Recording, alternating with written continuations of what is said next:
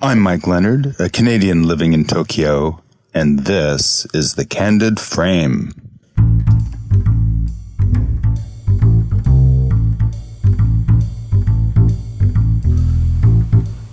Louis Pasteur said that chance favors only the prepared mind.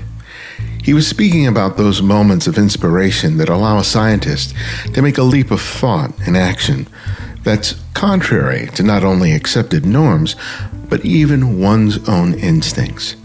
It's no less so for photographers, who sometimes find opportunities under the most unusual of circumstances. Mark DePaula has experienced moments like that during his career as a photographer. Before he was photographing major fashion campaigns and directing commercials, he was a young man looking to market himself as a headshot photographer. So one day, he went to the offices of a local trade publication to place an ad, when a woman behind the desk motioned for him to come into her office and asked him a question. So I finished my business with the receptionist, and she waves me into her office. And I, again, looked behind me to see whether she was actually talking to me, and I go in the room, and she says, "You good?" And again, I look behind me, excuse me? She says, "Are you good?"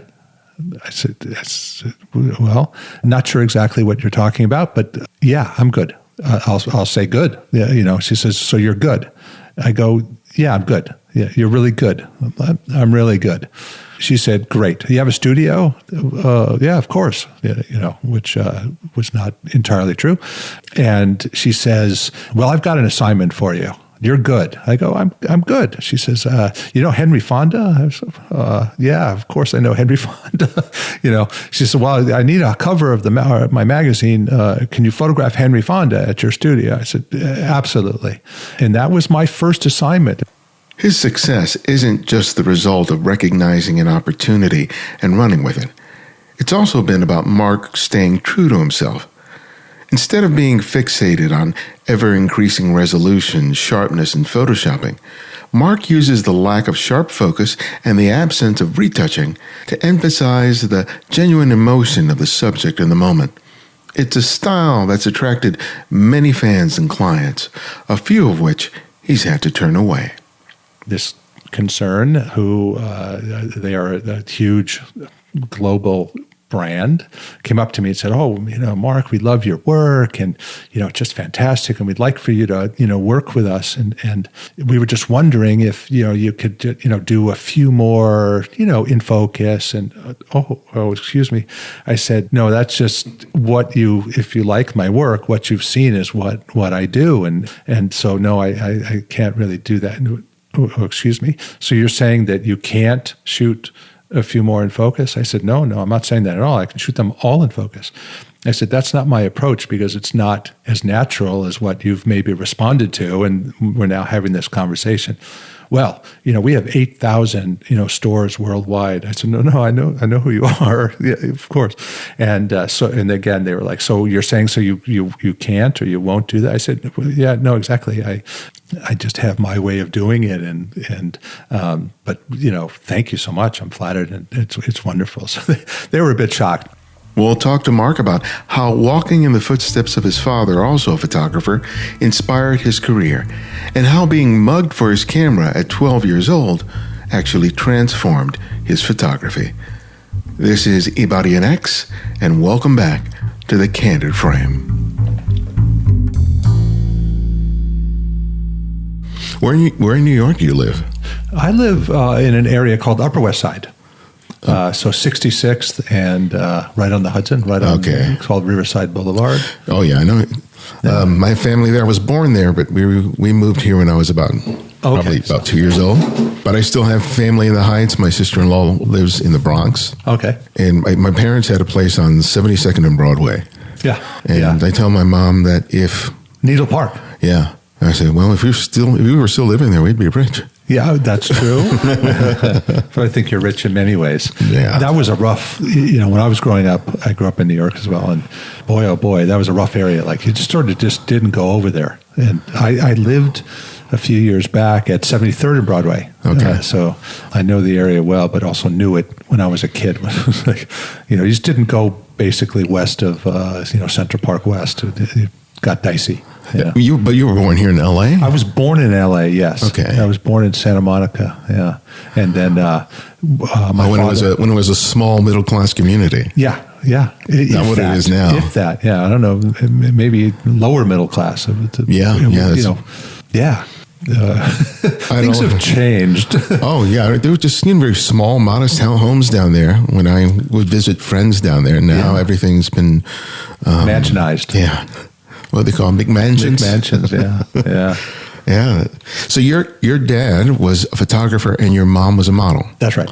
Yeah. Came up that way. Yeah, I was born at St. John's Hospital in Santa Monica. Okay. And taken home to a photo studio, literally.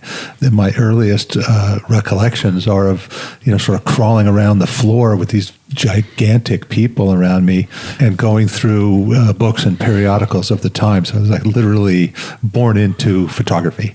And the studio was on Cahuenga, right by the freeway there in Hollywood. 10. Yeah. By the 101 or whatever. The 101. Okay. Oh yeah. And right in the heart of Hollywood. Right in the heart of Hollywood, and it was three floors, and studio and a full lab. And my aunt ran the lab and processed the film for my dad. He had a bustling. It was quite a fine photographer. Shot a lot of amazing things. Yeah, so that was like my earliest. Very tall people was my earliest recollections. Yeah. So how'd your dad get into photography? He actually went to school to study painting in Laguna Beach. He grew up in Cleveland, suburb of Cleveland called Beechwood. He was sort of falsified, but he joined the Marines just prior to his legal ability to do so, and and he was actually on the SS Indianapolis, and which was sunk, and he was 18 hours, as I understand it, in the the warm waters of the South Pacific, and watched many of his friends and comrades die. Shark attack and barracuda and stuff. Sort of a great story about that they had the government, the military had pronounced him dead along with many people on that boat. And they came to deliver this information to my family's home, my grandmother. And so there's, two guys in uniforms. We have some news. Can you please sit down? And she's like, oh, no, I don't want to sit down. Can I get you guys some coffee? And they were like, no, ma'am, this is, official business. Oh, well, I'll make you coffee. And they're like, we can't really do that. But come have a seat, which they eventually did because she was sort of unrelenting. And they said, well, we've got some bad news. Your son has been lost in the war. Really, we regret to tell you this, and we offer counseling. We can get in touch. She goes, oh no, he's not dead. Oh, ma'am, yeah. People often react this way, but your son unfortunately has passed away. And she said, no, if my son were dead, I would know it. Respectfully, thank you for coming, but my son is not dead. Here's your coffee, type thing. And of course, he showed up. Wow. He survived. So, sort of a crazy story. But did your dad ever talk about those details, or did you kind of find that from other family members? No, it was from. He told me the story eventually, but I was probably in my 20s at that time. My dad was the most tasteful person who I still have ever met. Mild mannered. I never heard him raise his voice, and it was sort of the opposite of what you would think of someone surviving. Yeah. Yeah. And then he sat my sister and I down one time we were visiting, and he told us the story. And he never spoke about it again, and no details. Of course, the details from, historical recollections and chronicling of that event. But that must have really just surprised the hell out of you to hear that from a man you had known all your life. And Yes. I don't think it was, about, I don't have the impression that it was about, something post-traumatic that he couldn't talk about. Or I think it was more for him relevancy. Like it just, it wasn't relevant. Yeah. Any longer, but. I have the same issue with my own parents because they grew up in a dictatorship, and broaching that as a point of conversation is just like, well, why do you want to talk about that sort of thing? There isn't really much of a reason to talk about it, then why talk about it, especially when the memories are so painful. Yeah, I think it's our way of dealing with things. We tend to protect ourselves and insulate ourselves from things that are, troubling or challenging. Yeah. So was it through your dad's work as a photographer that he met your mother? Yes. Yeah. I don't know much about the details of that actual meeting, but yes, they met, professionally, and then, of course, went from there. And my mother went on to being a producer, one of the first women-owned production companies in L.A. Yeah, long history of production. My father went into directing commercials, television commercials, and I managed to do the exact same thing. So I started as a fashion beauty photographer and I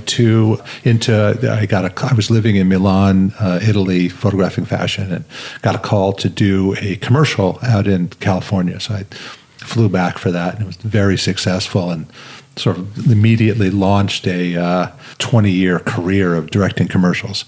Some people don't necessarily follow in the footsteps of their parent in terms of what they do, either because they want to distance themselves as much as possible. I thought about that, by the way. Okay, so before you made the choice to become a photographer, what were you sort of toying with? I was, fascinated and fanatic about literature, particularly English literature, with the intent of becoming an attorney. So that was my pursuit. Actually had come out to California from New York to study law, in particular international law. There was a great professor at USC at that time named Carl Crystal, and he was on either the International Court of Justice or the World Court of Justice at that time. I can't remember which. I found that the people in the cinema studies at USC were having a lot more fun than I was. And I switched majors, so to speak, or switched lives. So, went into the film business. Did you study in New York or did you study out here? In which end of? When you started getting into photography, did you do any studying there? Or I had started photographing when I was 10 years old and processing my own film, black and white and color. So it wasn't really, respectfully, the proximity of Art Center here, the esteemed Art Center. I did no formal training for photography or film. So, because I learned it already from my father. Early and complete immersion. Yeah, so. But one of your first assignments was to a portrait of Henry Fonda. That was yeah, that's true. So there's an interesting story about how that came about. Why don't you tell us that? There is, yeah. I was at SC, like I said, studying international law, and my sister was an aspiring actress, and she had some headshots taken of her, and she wanted to get my opinion, of course. And it was 2 rolls of film, 2 proof sheets, black and white, of course. And she said, what do you think of these? And I said, they're terrible. How did this come about? She goes, oh, this is the best headshot photographer in LA. I said, oh, really? And she said, yeah, so-and-so is the best, headshot photographer. I said, how much did you pay for these? And, this was in the day. She said, it was $200. I said, $200? It's like, I should be doing that. And I went to this publication, a trade publication, which no longer existed, to put a little 1-column inch ad in there, photography by Mark, or Mark, and my telephone number. And I thought, well, I can do that much better than this gal who's supposedly the best at this. So I went over to this office on Hollywood Boulevard in a building there. I walked in, there was a reception desk, and then there was a door just to the camera left of that with this diminutive woman with papers and books all over her desk, and you can barely see her through this sort of canyon of papers and things. So I'm giving the information to the receptionist, and this woman keeps looking at me and sort of shuffling so she can get a better view. You probably could hear the audio changes there as I make the movement, and I'm keep looking behind me and thinking like she's got to be looking at someone behind me. There's no one there, and then so I finished my business with the receptionist, and she waves me into her office. And I again looked behind me to see whether she was actually talking to me, and I go in the room, and she says, "You good?" And again I look behind me. Excuse me? She says, "Are you good?" I said, well, not sure exactly what you're talking about, but yeah, I'm good. I'll say good. Yeah, she says, so you're good. I go, yeah, I'm good. Yeah, you're really good.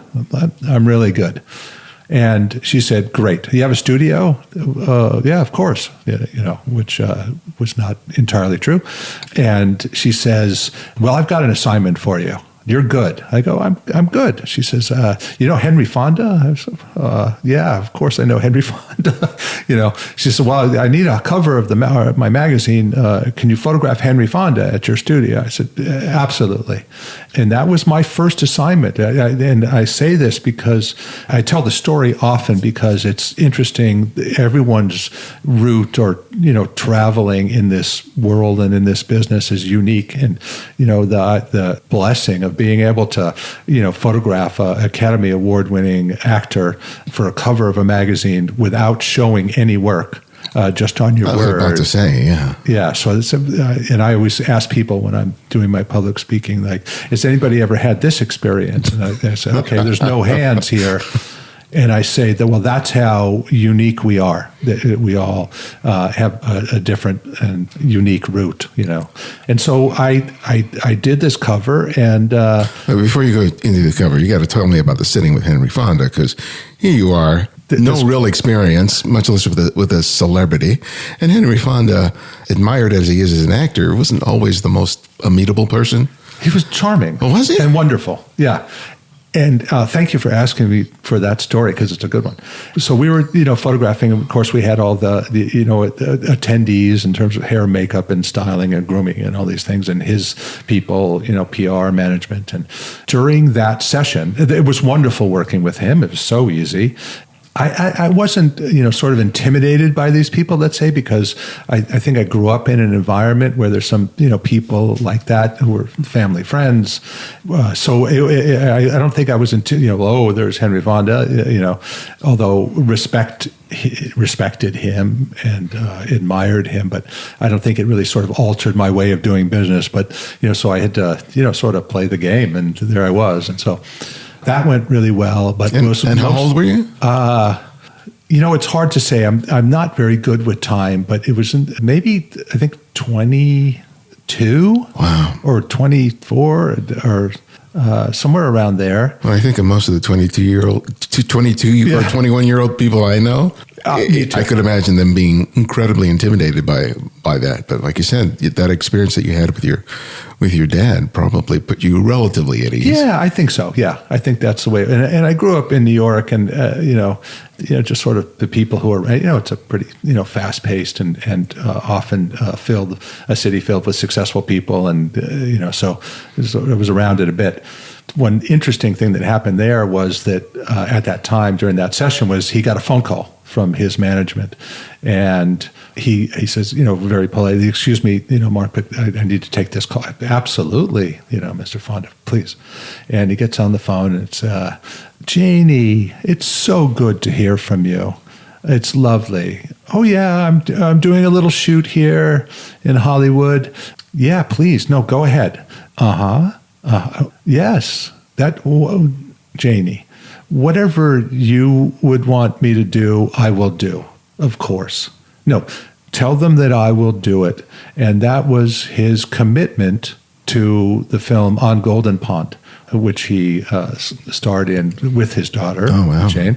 I think that this photo session was the last formal session with Mr. Fonda. If I remember correctly, that may not be entirely accurate, but I remember it being the last formal session. I'm sure there were some sessions associated with that film, publicity stuff or unit still stuff on the film. But so that was my foray into and were you photography. Were you able to relatively leverage that almost immediately, or did it take some time after that to start getting a little more work? It's a bit of a blur. I don't think that I was able to, directly leverage that specifically, but things happened fairly quickly at that time, and so I'm sure it had, some sort of effect. I did a fair amount of celebrity, portraiture stuff in addition to the fashion work. So, but I don't know about like connecting the dots. I don't know, exactly, but. Early on, I've heard you talk about sort of developing a more intimate style. You talk about when you were in New York, I think around Bethesda Fountain or something like that, making photographs with a telephoto lens, and then you got mugged, and that sort of changed things. It did. So tell In a us lot about of that. ways, yeah.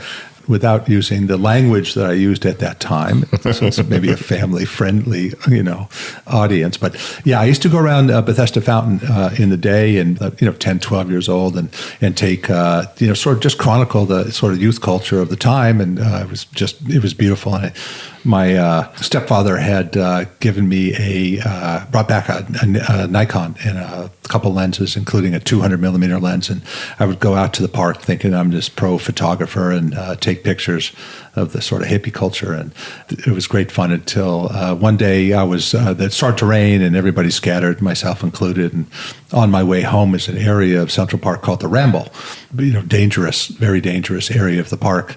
This guy, stepped in front of me and said, I'm a policeman. And I used language that was unbecoming of a 12-year-old and rather foolish.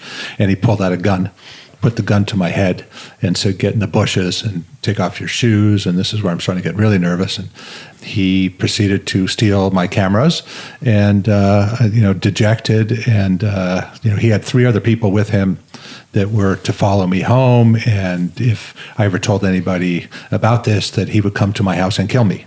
And I said, okay. So I didn't have my Nikon anymore. And so now, as a 12-year-old, I thought myself this, pro photographer, but I didn't have a camera. So I figured out, well, I got to put some money together, and because my stepfather was like, well, you lost the camera that I gave you, you're not getting another camera. You can do extra chores or whatever, which I did. Ended up buying a Leica M3. And my father had always shot Leica, so I was, aware and familiar with them. But the Nikon was the pro thing at that time, the pro camera. So I ended up getting an M3 with a little collapsible Summicron and went back to the park, to be, my pro photographer boy, I realized quickly that instead of being sort of a passive observer through a 200 millimeter lens, magnifying the distance by 4 times of normal vision or a 50 millimeter lens, in order to get the same image, I had to be much closer. I had to then become an active participant, which put me right in the crowd. And then I became photo boy. And the people who are photographing are like patting me on my head and take a picture of me, photo boy, how's it going, photo boy? And of course, for a 12-year-old boy at a, critical time of development, now interacting with these people who are subjects at a distance. So that really largely, postured me into who I am today, which is to have a smaller, unobtrusive, sort of approach to documenting. And my work, although I have not been a documentary photographer, I have a documentary approach. Sort of on that note, fast forward quite a bit. I was in China recently and doing the first, actually, 2 Patrick Zachman, Magnum guy, and I gave the first 2 workshops in China a couple of years ago. At the end, there was this award, we give out these certificates, and, there was both of our sort of camps were at this dinner. And this guy from Patrick's side, who was doing a street thing, because he's a street photojournalist, this guy comes up to me and says, oh, I heard great things about your workshop. I'm going to take your workshop, next time. I did the street thing with Patrick. I said, no, I'm aware. And I said, I also shoot street. And he looked at me like very confused. I said, my street is just a different street, but I'm a documentary photographer. I'm a journalist of my world. And that's always been my approach to photography, is to put people in a position where, number one, they can be themselves in a safe and non-judged, condition, and let them be themselves and shoot. And I would just sort of document it. So it's always, since those days as a 12-year-old in Central Park, I've just been documenting and setting up situations where I can document those things around me. Yeah, because you've said that for you, you want your photographs to be more about how they feel rather than how they look. That's right. So this process of basically creating a situation for someone's own naturalness, to sort of be revealed, that's a difficult thing. Do you think that part of the way that you work came from the fact that you weren't more formally trained and that you were coming from more intuitive space? I think that it's a personality, sort of configuration more than any sort of lack or inclusion of formal training. I just don't feel it's my place to judge. I think that as long as you're not hurting each other, you do your own thing. And so I'm not judgmental. And I think that on a very basic level, I think the subjects, the people who I work with can sense this. It's not an intelligible or intellectualized approach. It just, it's all good. And I think people sense, I know they do because I've gotten feedback over the long time I've been shooting that, wow, that was amazing. Like that was just me. I could just be me. And I shot 2 days ago with a young model and, that was the response. Like, wow, like I was allowed to be me. And I think it's a really important element to, again, anytime someone picks up a camera, whether it be, an iPhone or an 8x10 Deerdorf, and it puts a smile on your face, it's good. I don't judge that either. But what happens is that you find yourself in a situation where, from my point of view, I don't want to impose me on the subject.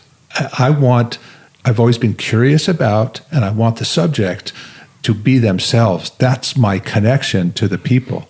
So I often say, like, okay, my clients out there, please, cover your ears right now. I don't care about clothing. I don't care about cosmetics. I care about people. Now, that translates effectively and successfully in my work. And again, but it's always about that connection. And so I'm more interested in you than what I can make you into. Well, that seems completely antithetical to someone who works in the fashion industry, where the fixation is on the clothes, on the makeup, the illusion. And what you're talking about is like you don't really, that's sort of secondary to you, but the fact that you still are able to create images that are successful, not only in your eyes, but in the eyes of the client, seems like an unlikelihood, but you demonstrated that you've been able to do that. It's always been, my gosh, these are beautiful. Thank you so much. It's like everybody's so natural. Well, yes, they are. Because I don't say it, but I'm not imposing myself on them. While working in Italy, I would make a dinner and put 6, 12 people in the wardrobe, the designer, and do hair and makeup, and you sit them down at a dinner and start serving wine, and after a while they forget you're there. And I'm able to photograph them unobtrusely, and then the images go back to the magazine. It's Marco, it's so natural. So well, thank you. So do you give sort of minimal direction? What sort of information you provide the people who are going to be in front of the camera? Near zero. Again, once people start thinking about where the key light is, and but shuffle over here and this, but it's not really about that. It's it's a difficult thing. It's like, how much technique do you need? You go into a situation, you have the ability to expose, whatever medium, whether it be, digital or film, and the type of film, of course, and you have certain, technical standards to which you need to adhere, to a certain degree, obviously. So it just, be an environment that makes sense and just sort of it evolves. I don't want people to be thinking about me. Mm-hmm. I don't want them to be thinking about, obviously on the film side, the motion side, there are more specific parameters, but I also employ this philosophy there too. And again, my work has always been viewed as it's so loose and natural, and because it is. So that's, I had a very large client, global client, recently come to me, and I did a series. I have a series, an art series called The Art of Backstage.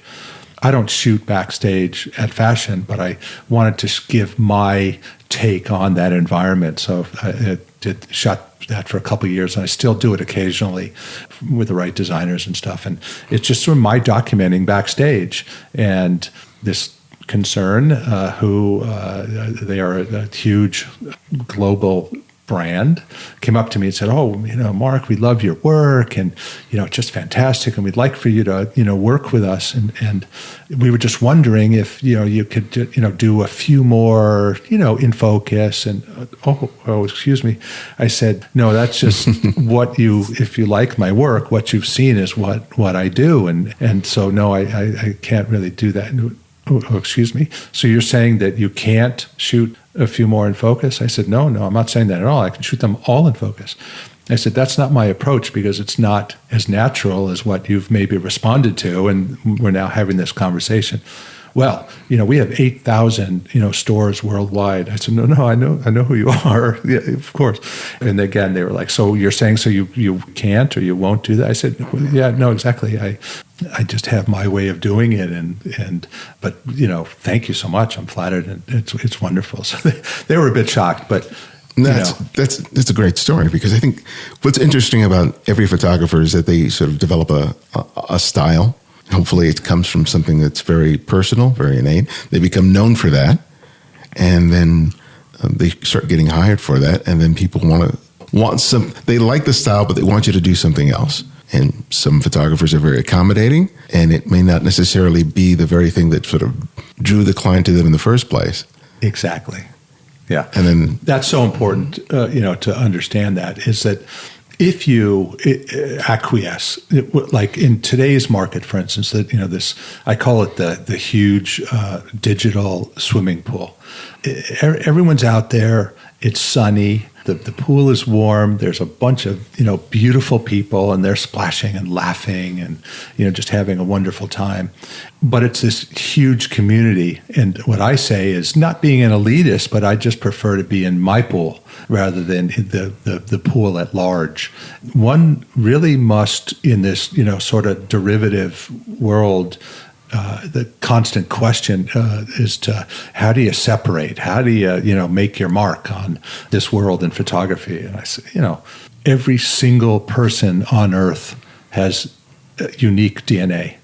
Every single person you ever see and will ever see is unique, scientifically. Further complicated by upbringing.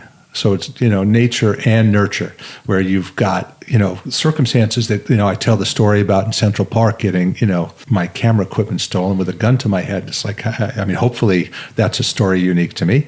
So all these things in life contribute to making you who you are. And it's just a function of being brave enough to present who you are.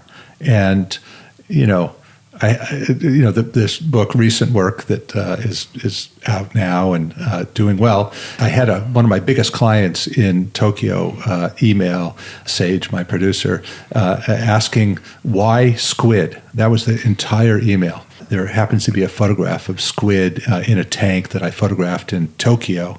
And I said for Sage to please get back to this gentleman and said, thank you so much for the title for my next book. Not in fact, but I just thought, what a wonderful thing, why squid? Because I responded to it. And I do, and I know why. For me, in a very brief discussion, fish, sakana, in Japan features very prominent in their survival. It's an island. We don't necessarily feel the same way because we have so much arable land in this country, to raise cattle, have a different sensibility about what to eat. And so for me, I really respond to fish. And there are, I think, several shots in this book, recent work, of fish. And this book is a visceral, emotional response to the world around me. It's not based on my ability to take a good picture, which, without ego, I can do that every day. I've made my living at this my entire life in both motion and still images. And that's the difference, is like, oh, that's beautiful light. I'll take a picture of that building, or that's a beautiful person. I'll take a picture of a beautiful person. These images are coming from, inside. And if we, and I talk about this all the time, if we are able to bravely tap into who we are as an individual, you're automatically separated. No one can do you. No one can photograph you. And because when I look at your work, especially the work in the book compared to the stuff I see on the website, there's no differentiation. there. It's all sort of consistent, because one of the things that comes up, especially for a lot of young photographers, is that they have their body of work that they put out there to market themselves as a photographer, and then ask them about their personal work. And oftentimes that stuff is very different. But it seems like with you, it's all the same thing. And you've just mentioned how you just remain true to that whole idea. Like, this is the way that I shoot. This is the way that works for me. Was that a lesson that was hard learned? Did you have situations early on where you did compromise and you realized, I can't do this? Short answer, yes. It's been both difficult and a long process, and there were definitely times where there was a separation, in a very, very personal level. But I was asked a number of, again, if you know me better, you would know that I don't. It's not about ego, but I speak very frankly, and I've been asked many times to have exhibitions and publish a book or books, in the past, and I just sort of responded with, thank you so much. I'm flattered, but I just do my work, and I'm really happy doing that. And there are things we feel as humans that we have a commonality, and because it feels safer that way. And in reality, we don't see the same way. We don't feel the same way. We don't see color the same way. We don't see graphics the same way. But we want to feel, common with other people. So in that there's some insulation, because we don't want to feel pain. We don't want to feel challenge, maybe sporting, challenge. But we want to, just sort of go through life without the difficulty. So when asked to by yourself or by someone else to shoot, photograph, or film, or paint, or sculpt, or make music as an individual, you got to tap into how you are different, and then you have to shed the insulation, and that's where the bravery, part comes in. It's a real challenge. So I had picked up a camera one night late in the middle of the night. I don't sleep well in New York, in my studio in New York a few years back. It was a beautiful image of someone sleeping there with sort of the blankets sort of draped over the body, and just ambient light coming in the window, south light, but no direct light, no street lamps or anything like that. It was just the sky light at night. And I picked up the camera, pushed the button, and it was flashing 60. And I didn't know what that was at first, because in the middle of the night. So I figured, I can put this down, or I can just hold my breath, which I did. And that became a series called 60 Seconds, which is done really well around the world. And at that point, when I saw that image on the back of the Leica camera, it freaked me out. I was like, wow, okay, that's art. To me, I'm not an expert at the art world, but to me, it felt like art. So I started showing it around, and that was really the beginning of the foray into my art pursuits. And I'm almost exclusively pursuing the art now. Very select clients, both on the still or the motion side, as it has just, tapped into something so very important to me, which is me, And yes, people always say, wow, your style, it's immediately recognizable. And, and like you just mentioned, the idea that the art resonates with the maybe more traditional non-art work, or but it really is. I had to learn to accept that, but I do accept it. That it's the thread is there, and I think it really always has been. So I thank you for that. Yeah.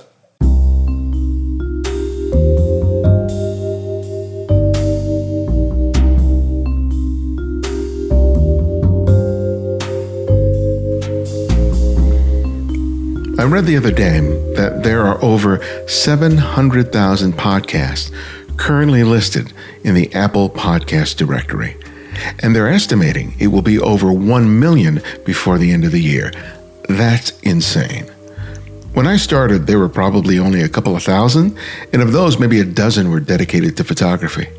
Today, the challenge is not just locating a good show, but having the time to listen to it, which makes me all the more appreciative to the thousands of people who subscribe and listen to The Candid Frame every week. Because if you didn't enjoy and believe in the show, I certainly wouldn't have continued doing it for 13 and a half years. And it's your commitment to the show as a listener and a financial supporter that continues to make a difference. So thanks to all of you who have contributed to the show over these many months and years. And if you've yet to support the show, I hope you'll do it today by becoming a Patreon supporter. Commit to a monthly contribution of $5 or more a month, and you'll be helping us to make this show one of the ones you love to listen to. So go to patreon.com/thecandidframe and become a Patreon supporter today. Thanks. I'm going to ask you a difficult question, and you may not have an answer for it, but what the hell?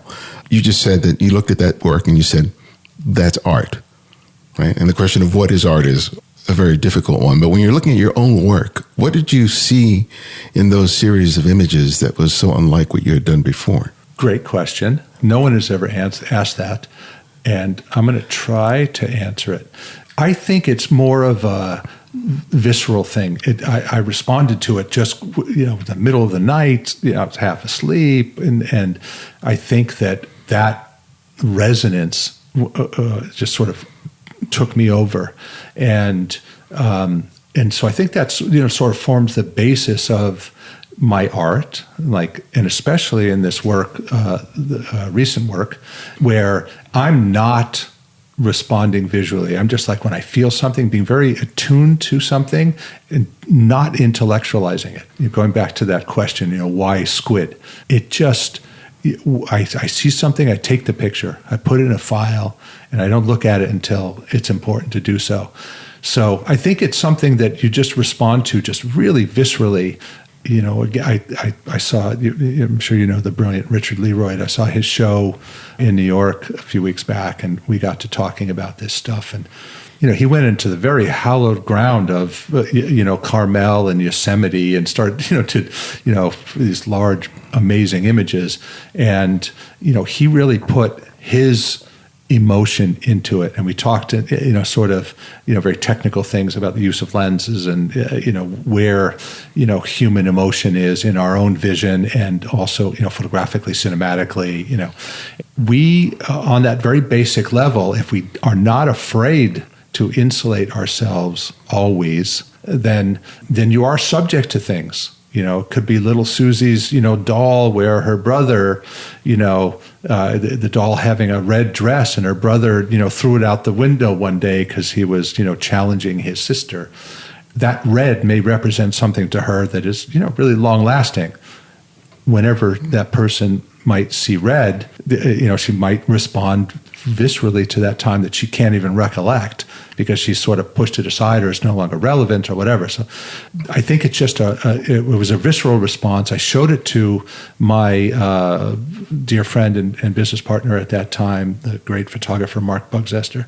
He saw it. I showed it on the back of the camera, and he turned away. He said, I don't want to see, that's crazy. I don't even want to see that. And he walked away. And so I started showing it around to, as I call the people who are smart in that business, and so they, a very flattering way, have responded favorably to that, and it sort of started this whole art thing. But I suspect that it is all just me, but with a couple more layers shed on the art side. What you're saying really resonates with me. My cousin is a famed contemporary abstract painter. Yeah, and I've had the opportunity to see him work. And as he applies the paint to the canvas that he works on, it is a completely emotional, intuitive, spontaneous thing that he's doing.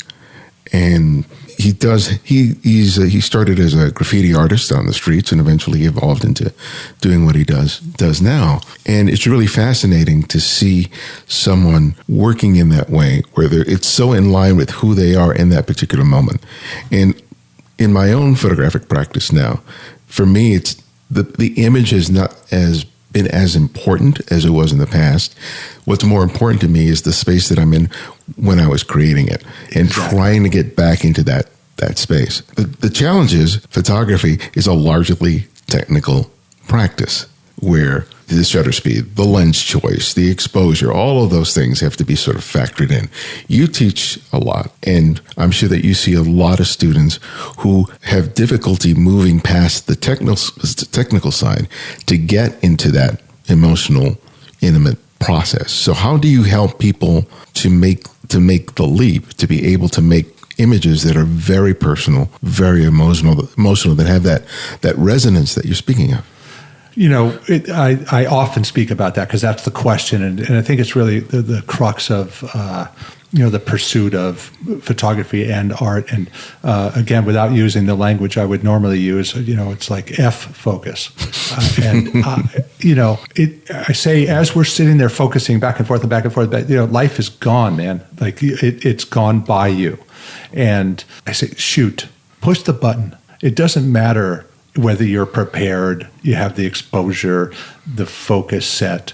Push the button because one, and this may shock people, but the emotional content in a photograph, in a motion picture, in human vision is contained in the out of focus areas of that setting. And this is science. This is not me. This is Margaret Livingston, Dr. Margaret Livingston at Harvard Medical School. This is Steven Pinker, who is one of the heads of the psychology department at Harvard. And these folks have spent their entire life studying human vision. And I ran across Margaret Livingston's book. I will not be able to remember the title of it because I never can. But just look up Dr. Margaret Livingston and you'll find the book. And it's about human vision. It's unbelievable as it relates to art.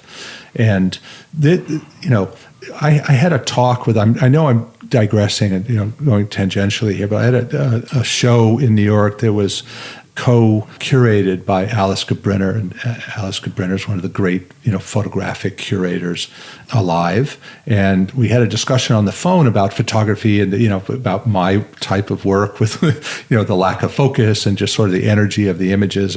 And she said to me, what do you think about like all this, sharpness and megapixels and this and that? And I said, well, that's a good question, Alice. I said, let me ask you, do you need to render the eyelashes in focus in The Fallen Soldier? And she was silent. I said, Alice? She goes, no, I'm here. She goes, I get it. And I started talking, saying, that's, what's happening without. She goes, Mark, you don't have to go any further. I understand.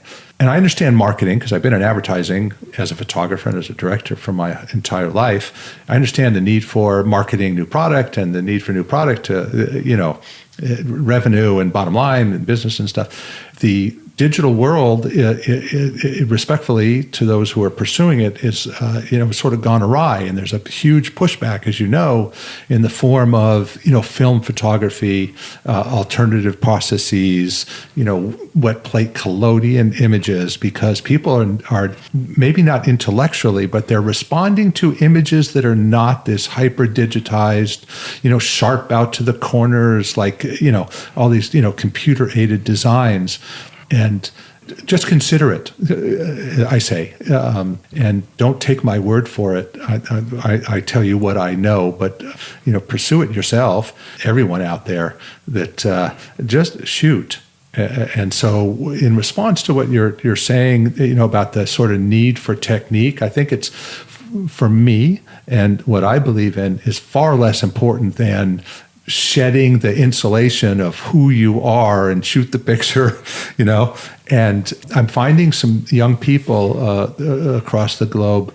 I watch very carefully what's going on everywhere just because I'm fanatically interested in it. I'm still a huge consumer and admirer of images.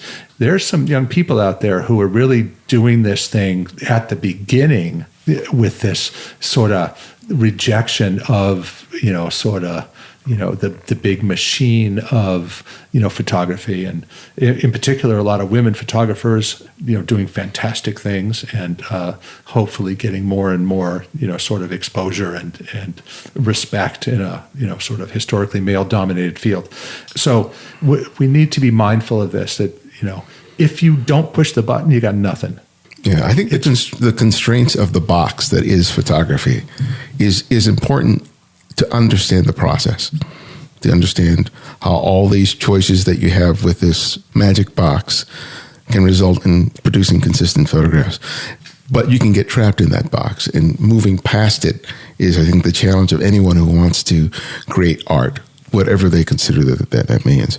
But getting back to this idea of getting into sort of a moment when you're making the photographs, when you're taking a look at the photographs later, say you've had a shoot with, whoever you're photographing, how do you demark what you felt like when you were making the picture and letting the picture sort of speak that emotion? You know what I mean? Because sometimes you can be so caught up in how it felt like to take the picture that you impress that on the photograph, but it isn't there in the photograph. So how do you sort of recognize it when you're taking a look at, your contact sheet or, the images on Lightroom or Bridge, whatever, to identify the image that does elicit that image that you're pursuing and isn't reliant on what you felt like when you're making the picture? Yes. Great question again. This is a process that is the exact opposite of what I normally do. I'm going to rewind a little bit. Okay. Normally, I shoot, and at the end of the day, Sage, my producer, we go through the images. We choose our selects, and as I say, by dinner time, those images are out. That's just the modern world. The next day, they aren't necessarily valid anymore. It's a different requirement today than it used to be. And so they're immediate. And I see them, select them, send them. With recent work, I have been shooting and I'll say, oh, that's recent work. And then Sage will know to put it into a file that is just, named recent work.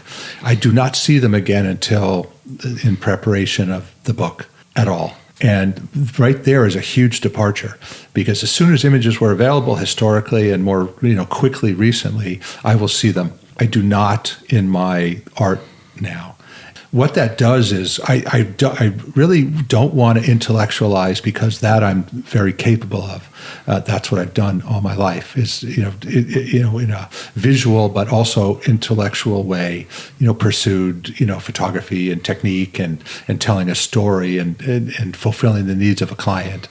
So this is, it starts with a feeling. I don't want to intellectualize it, but you're asking me like, okay, well, how do you know? Yes, I can intellectualize all of them later, like I said about the fish.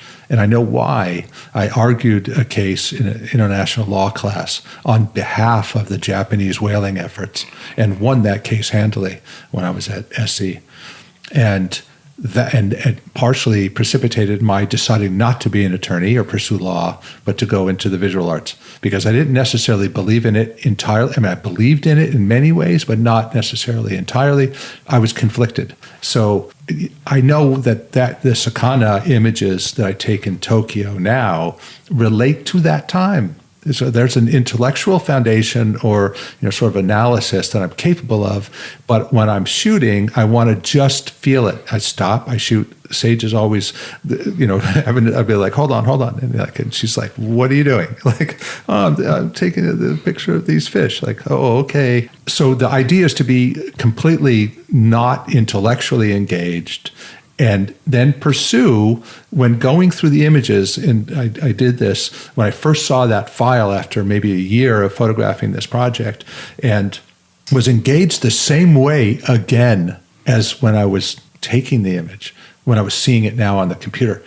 And like where my heart rate goes up, my respiratory rate increases, and I'm feeling the same things. And so I go completely on that. So when I'm taking it, emotional. It's hard to do, because we are really walking through life not wanting to engage a lot. It sounds negative, and it's not necessarily negative. It's just the survival and how we sort of deal in the big city, if you will. But so you're more sort of engaged, and therefore more vulnerable when shooting from your heart, if you will. And so I just apply the same things, which is not to intellectualize, just look at it, get the feeling. And so that was a really interesting process for me, is to sort of, commingle those two very similar, feelings and choose by that. And of course, the book was published. Yeah, let's talk about the same thing we're talking about now in relationship to the book. Right. Because you were just talking about sort of individual images, but images can take on a whole different life when they're laid out, especially in opposition to each other on facing pages, or when you have multiple images on a page. That book is really interesting because you have nudes from the 60 Seconds project. You mentioned some of the big pictures that you took at the fish market in Japan. And it's a book that brings together images that I think most people would never think putting together. And you're talking about sort of an intuitive process in terms of making the photographs.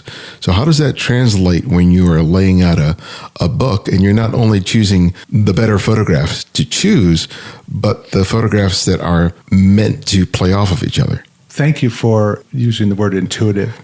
Most people who are familiar with my process tend to use the word possessed. And I sort of agree with that, if I can get a perspective on myself. But what happened was I started loading the images in my computer when I had not seen these images from the time when I shot them, as I mentioned.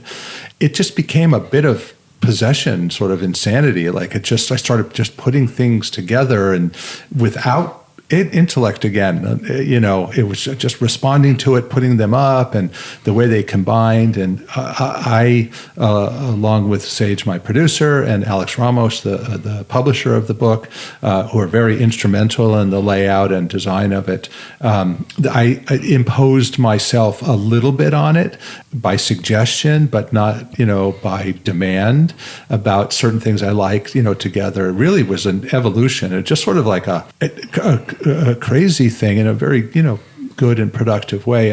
I'm not sure but the book was put into the library at MoMA, New York, at the Getty Museum, here in LA, and soon to be in the Top Museum in Tokyo. And we got a great response from the Smithsonian National Portrait Gallery. And each of these correspondences talked about, for scholars, for research. And it's funny because I joke about it, because I joke a lot. I joke about it and say, it's funny because they're talking about scholars and research, and it's like, it's a picture book, So on the one hand, I see it that way. It's, images. The best way for me to describe it is every time I'm in the presence of a Rothko, you talked about your abstract expressionist experiences, and every time I'm in the presence of a Rothko, even before I've seen it, I can't breathe. I literally, like, if there's one around the corner in an exhibition at a museum that I've not been to before, it's a wonderful experience when you have that with a piece of art. It's amazing. And so it's that type of thing. It's sort of like, if you can, I used to race bicycles, and I was strapped to a heart rate monitor for 5 or 6 years. And, if you can monitor yourself like during the day and sort of point out and like what you're looking at or what you're confronted with, you'd have a better insight into, sort of like the emotional status. I don't recommend it, but it's a tricky thing that what you're talking about, because it requires you to trust yourself to a really high degree, because when other people try to read into it and they go, why did you put these pictures together? Because to them, intellectually, it doesn't make sense. And intellectually, you really can't justify it, because as soon as you start breaking it down into, well, there's a color relationship or it's shape and line, you take whatever emotional resonance that those pairings had, and you immediately strip it out. So how do you resist the temptation to explain in terms that they understand why those images are relating to each other on the page? Largely, again, not from ego, but I, sort of bold in my communication, and I just don't care. Is really what it comes down to. Yeah. I guess I've been around long enough and had the successes that I've had and continue to have, and so there's a certain reliance on that. And it started with a certain brashness and early success, like we spoke about with the Henry Fonda thing. It's just been not. I've always been known as a nice photographer and a nice director, not like some who take the power of those positions, to the extreme. I don't have any time for disrespect or, this type of stuff, and, sort of the posturing, just like do my work, do it well. Yeah. And, so it's the type of thing where I don't care. And I would use different parlance, but I'm going to keep it clean. But I I do what I do.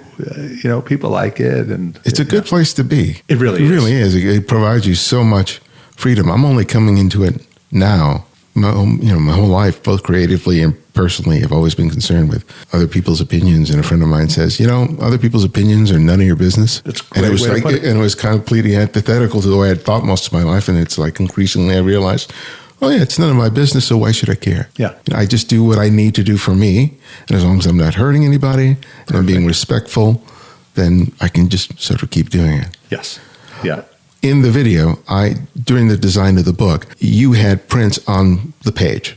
And you talked earlier about seeing the images on the computer. For me, there is something much different when you are physically moving prints on a floor or a table, and you're just, because for me, when I do that process myself, I want the surprises that happen from manipulating the prints with my hands as opposed to what can happen on the computer. Completely. So that's something that happened for you in the development of the book? Yeah. With the Alex Ramos, the publisher of the book, had made he's up at the Leica Gallery in San Francisco, and he printed out a bunch of sort of low res images, what would be considered the file that we titled recent work, and just put them on the floor. He came down to LA, and we put them on the floor and started yes, no, rearranging them. So it was really both the initial sort of increased heart rate that I saw on the computer the night before, because that was the first time I'd seen them in preparation of the meeting the next day. That emotional response became a more practical one as I knew a little bit about what I was responding to, and then it became this very tactile, visceral response to, in a grander scheme or a broader scheme, by moving actual prints around, about 5 by 7 inches, prints. And it's new to me. I've been doing this stuff for taking images and making film, and this stuff is new to me. It's very I'm childlike as it relates to those things anyway, but it really cool. It's sort of just like playing. So you're working on a follow-up to that book. Has that experience of the first book informed or changed your approach leading into this next one? Zero. I just went through I had a meeting up in San Francisco a few days ago about recent work 2, or whatever we end up calling it, the second installment of it. It's going to be 3. One this year, and then the second one this year, and then the third one in 2020. And then we're going to do a slipcover where you can put all 3 of them in. Oh, nice. And then that'll complete that exercise, if you will, or that series. But so I had gone through, in preparation of the meeting up in San Francisco a couple of days ago, I had gone through the images thus far in what's considered to be recent work 2, and same thing. Same feeling, sort of I have to steady myself, and heart rate goes up and respiratory rate goes up, and so it's the same, and the same response, and it being well received already, and I'm excited about. Seems like you're in a real great place in terms of not just your career, but just in terms of your creative process. I talk to a lot of people, many of whom have been doing it for decades. Yeah, it's not often that I hear people who are still enthusiastic. Right? They're still in it, big time. But it seems like your passion has been sustained just by the fact that you stayed true to yourself. It's true. Yeah. Again, name dropping or whatever, but I had a meeting yesterday at Arcana Books here in LA. If you don't know of it, you should look it up. It's an amazing bookstore on art and photography. And I was introduced to the owner there to just show the book. And we, walked in and showed the book, and he looked through it. And he was just, very impressed using superlatives. And if there's sort of anybody on earth who knows more than this guy about photography and bookmaking, and he's been doing it for 35 years or something. As the owner of Arcana, and so we're doing actually a book signing and a talk in a few weeks there.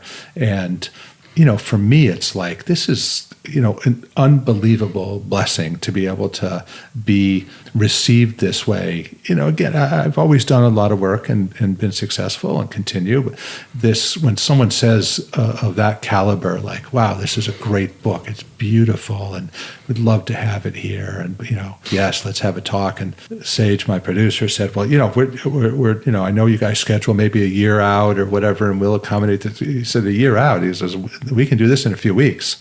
You're like, when is the exhibition? And what, so yes, it is remaining true, and it comes with maturity. For the most part, I attribute maturity to it, and also I've always had belief in my own work. I've never doubted the work. I've never walked away from a job and thought, maybe I could have done better. It's like I work harder than that.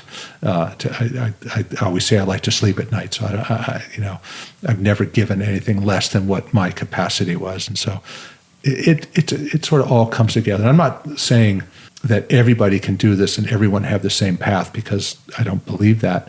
But I do believe that the pursuit of oneself is the best route. Yeah. Yeah. And what I like most about the book is that it really challenges my assumption of what a book should be in terms of the image choices and the relationships on the page. It refuses to be easily defined by just simply browsing through it, which I think happens with a lot of sort of collections of photographs. You're looking at it as an amalgam of someone's career or a certain particular body of work. And I like the fact that I can have a different experience with the book each time I examine it. And especially since I'm not looking at the individual photographs as the experience, right? That one photograph on that blank page, it's surrounded by white. There, I'm really sort of required to think about the relationships, not just in terms of what the photographer intended, but what I'm experiencing as a result of looking at that juxtaposition and trying to get past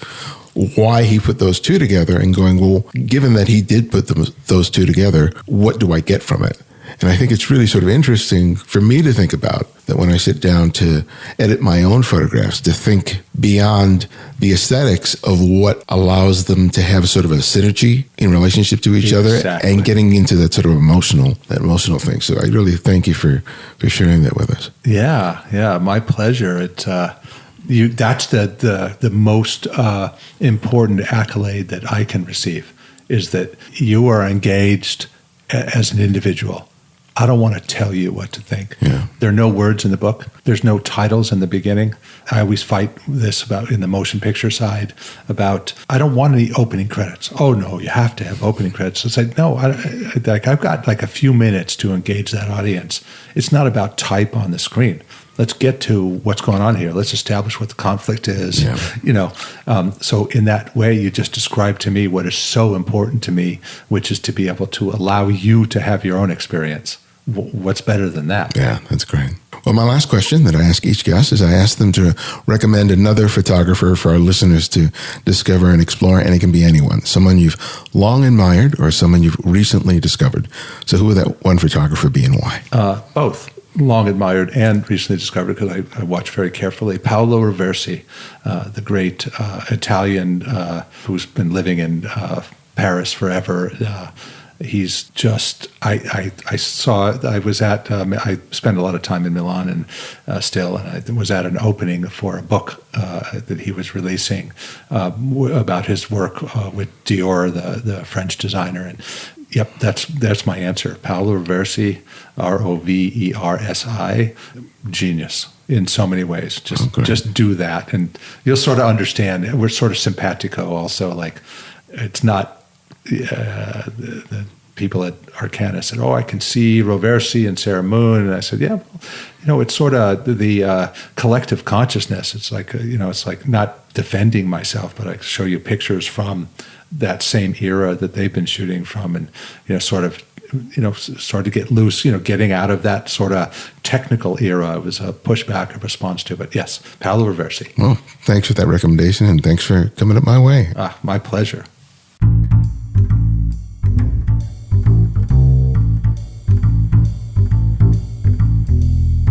Thanks to Mark for sharing his time and story with us.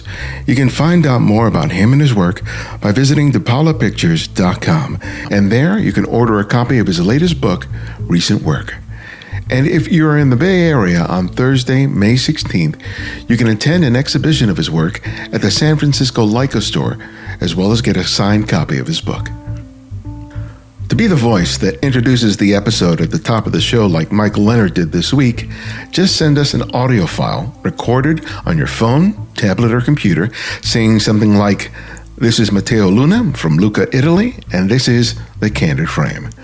Say it at least a couple of times so we have a take to choose from. And please include 3 to 4 seconds of silence before or after you speak to help us clean up the audio. Also, make sure to include a link to your website, blog, or Instagram feed when you send it to info@thecandidframe.com.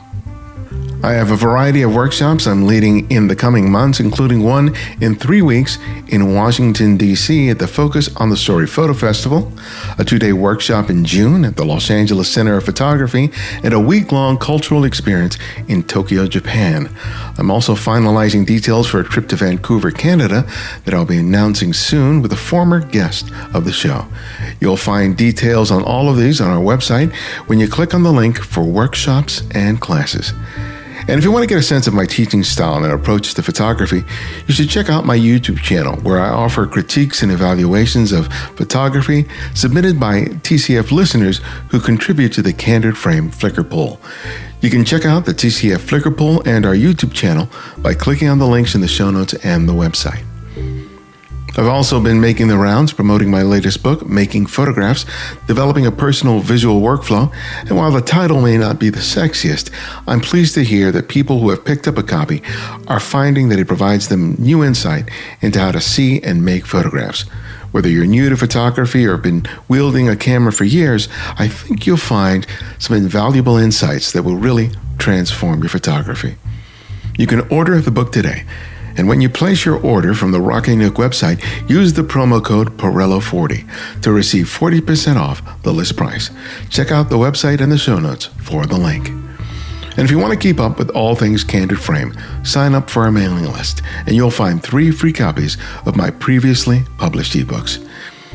And if you like what you've been hearing on the show, please take the time to write a review wherever you listen to podcasts. And if you write a review on your blog, let me know and send me a link, because I would really like to thank you on air. You can also support the show by making a monthly contribution through Patreon, or you can make a one-time contribution via PayPal. You'll find the links for both in the show notes and the website.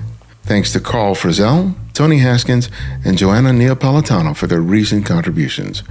And if you want to easily access every episode of The Candid Frame, download the Candid Frame app. It's available for both Apple iOS and Android, and it's free. Download it today. You'll find it where everything else is, in the show notes or the website at thecandidframe.com. And we also have an Alexa app, so if you have one of those smart devices, download the skill and listen to the show that way. The Candid Frame's audio engineer is Martin Taylor, who you can find at theothermartintaylor.com. The show's senior producer is Cynthia Parker, and our music is from Kevin MacLeod, whose royalty-free music can be found at Incompetech.com. And this is Ibadian X, and this is The Candid Frame.